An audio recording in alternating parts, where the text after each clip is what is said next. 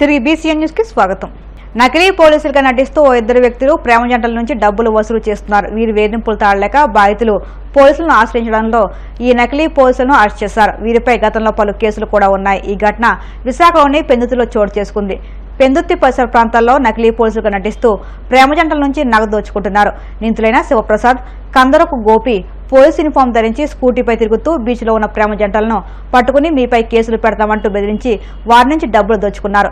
ఈ నేపథ్యంలో పెందుత్తి పోలీసులు వాళ్ళ పన్ని వీళ్ళని పట్టుకున్నారు.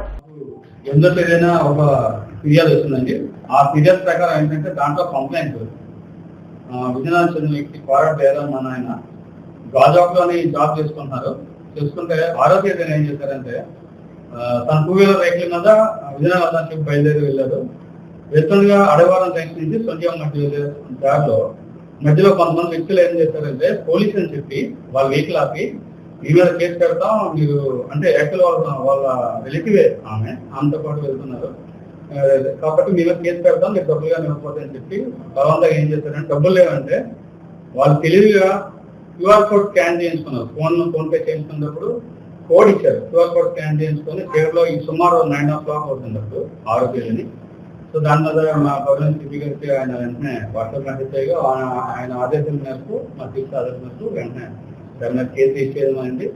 ఆ కేసు ఇచ్చేసిన తర్వాత కంప్లైంట్తో మాట్లాడిన తర్వాత జరిగిన విధానం ఎక్కడైతే జరిగిందో ప్లేస్ స్థలం బట్టి ఇది ఇంతకుముందు చేసిన ఎంఓ క్రిమినల్స్ అయ్యిందని చెప్పి మేము మా DCP madam Mary Prashant madam గారు, ఏసీపీ గారు సార్ ఆధ్వర్యంలోని పర్యవేక్షణలో అందరూ టీమ్స్ ఫామ్ చేస్తాం.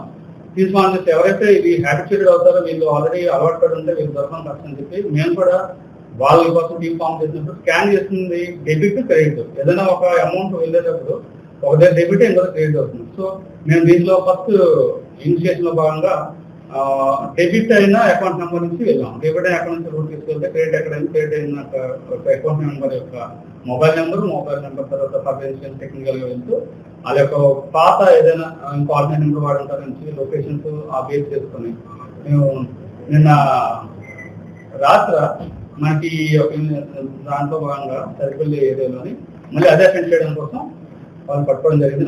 రాత్రి సుమారు 8 గంటల ప్రాంతంలోని.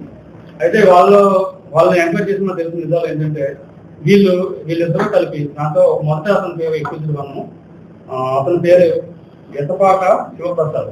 ఇతను ఆల్రెడీ ఏపీఎస్పీలో ఇంతకుముందు కాన్స్టేబుల్ లో వర్క్ చేస్తూ 2019లో రిమూవ్ చేయబడ్డాడు. తర్వాత ఇలాంటి అఫెన్స్ అదే ఏరియాలో దాని తరుణ పరిసర ప్రాంతాల్లోని చాలా చేసి సుమారు మనకి ఒక 10 కేసులు ఈ కేసుతో పాటు వేరే కేసులు కలిపి ఆడినారా ఒక 10 కేసెస్ ఇలాంటి చేస్తున్నారు. వాటిలో కూడా అరెస్ట్ రిమాండ్ వెళ్ళారు. కానీ తెలివి అసలు ప్రతిసారి ఏం చేస్తారంటే వేరొకరిని ఎవరైనా ఎంగేజ్ చేసుకుని దొరుకుతుందని చెప్పి వాళ్ళ ద్వారా ఫోన్ పే ట్రాన్సాక్షన్ కానీ వాళ్ళు సహాయం చేసుకుని చేస్తారు. సో ఇదే క్రమంలో కే గోపి అని అతన్ని వాడుతున్నారు. ఈ స్కానింగ్ అంతా కూడా అతను చేస్తున్నాడు. అమౌంట్ ఇతను తెలియకూడదు, పోలీసులకి గుర్తుపట్టకూడదు ఉద్దేశంతో అది చేశారు. అయితే అతను పట్టుకొని ఇద్దరిని ఒకేసారి పట్టుకొని సో జూన్ 2 నుంచి 10వ తేదీ వరకు కూడా వీళ్ళు ఈ నేరాలు చేయడం జరిగింది. సో ఈ క్రమంలో ఫోన్ పేలు వాళ్ళ యొక్క ట్రాన్సాక్షన్స్ ఇన్ఫర్మేషన్ తీసుకునే ఏంటంటే సుమారు వీళ్ళు ఏం చేస్తారంటే వెహికల్ అక్కడికి వెళ్ళి ఆ ఏరియాలో చీకటిలో ఉంటూ ఎవరైతే ఇద్దరు లవర్స్ కానీ లేకపోతే వెళ్ళేటప్పుడు మేల్ అండ్ ఫీమేల్ వెళ్ళేటప్పుడు వాళ్ళని కొంచెంసేపు వాళ్ళు అబ్జర్వ్ చేసి వీళ్ళు లవర్స్ అని చెప్పి వాళ్ళని భయపించి పోలీసు అని చెప్పి డబ్బులు తీసుకోండి. ఈ క్రమంలో ఏమైందంటే సుమారు వాళ్ళ దగ్గర ఫోన్ పేలో అన్ని వెరిఫై చేయగా 20,000 రూపాయలు ఉంది. ప్రతి ఫోన్ పేలోని 22,000, 4,000, 3,000 అలా చేయించుకున్నాం. అంటే ప్రతి రోజుల్లో డబ్బులు లేవంటే వెంటనే అది చేస్తున్నాం కాబట్టి 20,000 రూపాయలు చేయించుకున్నాం. వాళ్ళ నుంచి మనం అఫెన్స్ చేయడం వాడిన స్కూటీ ఏదైతే ఉందో అది A1 దగ్గర నుంచి శివప్రసాద్ నుంచి తీసేయడం జరిగింది. వాళ్ళ మొబైల్ ఫోన్స్ కూడా తీసేసాం. ఏదైతే యూనిఫామ్ దీనికి వాడారో అఫెన్స్ కోసం యూనిఫామ్ కూడా తీసేసాం. వాళ్ళని రిమాండ్ పెట్టాం. పశ్చిమ గోదావరి జిల్లా తెలుగు మహిళా అధ్యక్షురాలు డాక్టర్ సిరిగినేడి రాజ్యలక్ష్మి అధ్యక్షతన పశ్చిమ గోదావరి జిల్లా భీమవరంలోని టీడీపీ జిల్లా కార్యాలయంలో కూటమి మహిళా సమావేశం నిర్వహించారు. ఈ సందర్భంగా రాజ్యలక్ష్మి మాట్లాడుతూ వైసీపీ అధ్యక్షుడు జగన్, సజ్జల రామకృష్ణారెడ్డి, ఇతర వైసీపీ నేతలు, వారి సొంత మీడియా ప్రేరేపిత వ్యక్తులు ఆందోళనకారుల రాజధాని అమరావతిపై మన మహిళలపై చేస్తున్న అవమానకర వ్యాఖ్యలు, అభూత కల్పనలతో, అసత్యాలతో, అసహ్యకర జుగుప్సాకరమైన వ్యాఖ్యానాలతో తీవ్ర మానసిక క్షోభకు గురి చేస్తున్నారని, ఈ సంఘటనపై రాష్ట్ర మహిళలంతా ఆవేదన ఆందోళనకు గురయ్యామని, కొమ్మినేనికి సుప్రీంకోర్టులో కండిషన్ బెయిల్ మంజూరైన దానిపై జగన్ సత్యమేవ జయతే అని కామెంట్ పెట్టడం విడ్డూరంగా ఉందని ఎద్దేవా చేశారు.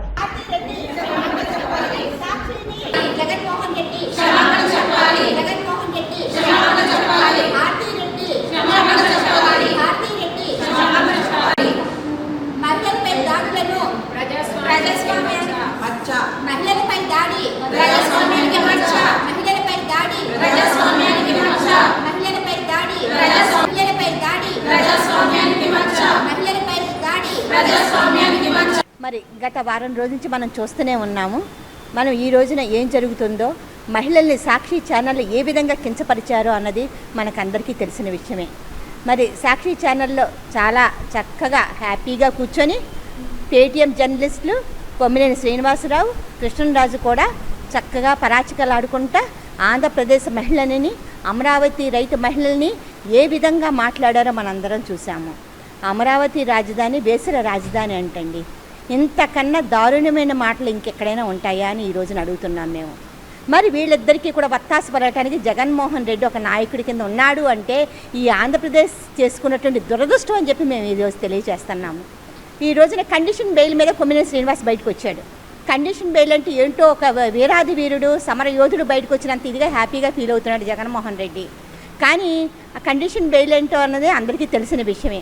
మరి అటువంటి బెయిల్ తీసుకొని వచ్చిన వ్యక్తిని సత్యమేవ జయతే అంటూ మాట్లాడుతూనే ట్వీట్ చేశాడంటే జగన్మోహన్ రెడ్డి, అతని పిచ్చక పరాకాష్ఠ ఇదే అని చెప్పి అనిపిస్తుంది మాకైతే కనుక. మరి ఈ రోజున జగన్మోహన్ రెడ్డి మరి కోతవేడి దూరంలో అక్కడే ఉన్నాడు, అలాగే భారతీరెడ్డి కూడా అక్కడే ఉన్నారు. మరి ఈరోజు కొమ్మినేని శ్రీనివాస్ని, కృష్ణరాజుని మేము అడుగుతున్నాము. మరి వాళ్ళు అంత దూరంలో ఉన్నారు, మరి వాళ్ళు కూడా అమరావతి దగ్గరగానే ఉన్నారు కదా, మరి వాళ్ళు ఏమవుతారు, భారతీరెడ్డి ఏమవుతుంది? ఒకసారి మిమ్మల్ని మీరు ప్రశ్నించుకోవాలి. అదేవిధంగా సజ్జల రామకృష్ణారెడ్డి ఉన్నాడు, సకల శాఖ మంత్రిగా చేశాడు అంతకుముందు. సకల శాఖారెడ్డి ఆయన మహిళలు శంకర జాతి అంట. మరి ఆయన ఎక్కడి నుంచి వచ్చాడో, మరి మానవ జాతి వచ్చాడో, లేకపోతే అడవి నుంచి పుట్టుకొచ్చాడో, లేకపోతే మృగాలకు పుట్టాడో మరి మనకు తెలియదు కదా ఆ విషయం. మీకు మహిళలంటే ఆ మాత్రం గౌరవం లేదా?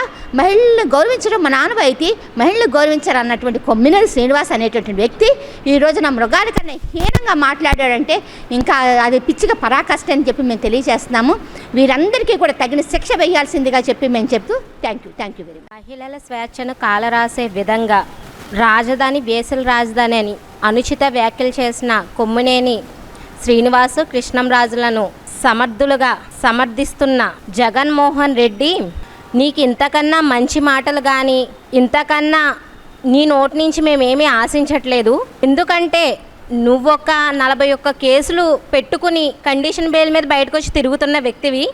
నువ్వు సమర్థించే వ్యక్తులు కూడా అలాంటి వ్యక్తులే అని ఇప్పుడు ఆంధ్ర రాష్ట్ర ప్రజలు అందరూ కూడా ఒక పరిగణనలోకి రావడం జరిగింది. ఇలాంటి వాళ్ళని సమర్థిస్తూ ఇలాంటి లైవ్ డిబేట్లు పెడుతూ మహిళల స్వేచ్ఛను కించపరిచే విధంగా ప్రవర్తించే ఎటువంటి న్యూస్ ఛానల్స్ అయినా సరే రానున్న రోజుల్లో వాటి మీద చర్యలు తీసుకుని ఇలా మాట్లాడిన వ్యక్తుల మీద కఠినంగా చర్యలు తీసుకోవాలని మేము తెలియజేస్తున్నాం. దేవతల రాజధాని అయిన అమరావతిని, అలాగే శాతవాహనుల రాజధాని అమరావతి, అలాగే ఆంధ్రుల రాజధాని అమరావతిని, అంత పవిత్రమైన పటిష్టమైన అమరావతిని ఎంత నీచంగా మాట్లాడడానికి వీళ్ళని ఏమనాలనేది వాళ్ళ విజ్ఞతగా వదిలేస్తున్నాము. దేవుడు అనేవాడు ఉన్నాడు, అన్నీ చూసుకుంటాడు. వాళ్ళు చేయడం పోయి డెవలప్ అనేది వాళ్ళకి లేదు, వాళ్ళ చరిత్రలోనే లేదు. గత 5 సంవత్సరాల్లో కూడా రాష్ట్రాన్ని సర్వనాశనం చేసేసి వాళ్ళు తప్పుకున్నారు. రాష్ట్ర ప్రజలు వాళ్ళకి 11 సీట్లే ఇచ్చి బుద్ధి చెప్పి పక్కకు గెంటా కూడా వాళ్ళకి ఈరోజు ఎటువంటి ప్రాయశ్చిత్తం లేకుండా పునర్నిర్మాణం చేస్తున్న అమరావతిని వాళ్ళు చూసి రాళ్ళేయాలని చూస్తున్నారు. ఎందుకంటే అనాదిగా ఉన్న ఆంధ్ర రాష్ట్రానికి మన అమరావతి అనే కలల స్వప్నాన్ని నిర్మించడానికి ఎన్డీఏ కూటమి తరపున నారా చంద్రబాబు నాయుడు గారు, పవన్ కళ్యాణ్ గారు, మోడీ గారు ముందుకొచ్చి దాన్ని డెవలప్ చేస్తుంటే చూసి ఓర్వలేక ఇలాంటి వ్యాఖ్యలు చేస్తున్నారు. ఇలాంటి వ్యాఖ్యలు చేస్తున్న వాళ్ళని ఇలాగే వదిలేస్తే సభ్య సమాజానికి ఏం మెసేజ్ ఇస్తున్నారు, అలాగే భావితరాలకి వాళ్ళు ఏం తెలియజేస్తున్నారు. కాబట్టి మేము తెలుగు మహిళలుగా, ఎన్డీఏ కూటమి మహిళలుగా అందరూ ఒకటే కోరుకుంటున్నాము.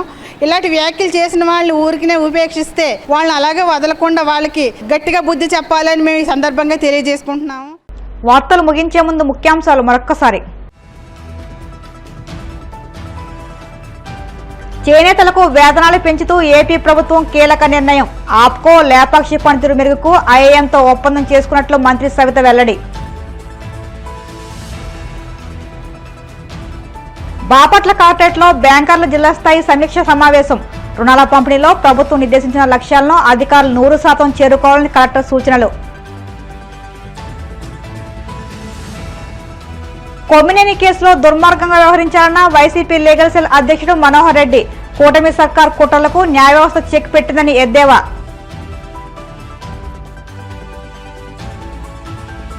పెందుతులో ప్రేమ జంటలను బెదిరించి డబ్బులు వసూలు చేస్తున్న నకిలీ పోలీసులు అరెస్ట్. నిందితులపై 15 కేసులు ఉన్నట్లు సీఐ సతీష్ కుమార్ వెల్లడి. ఈ వార్తలు ఇంతలో సమాప్తం. మరిన్ని వార్తల కోసం BCN digital YouTube channel, Facebook పేజీని ఫాలో అవ్వండి. అప్డేట్ వార్తల కోసం ప్లీజ్ సబ్స్క్రైబ్.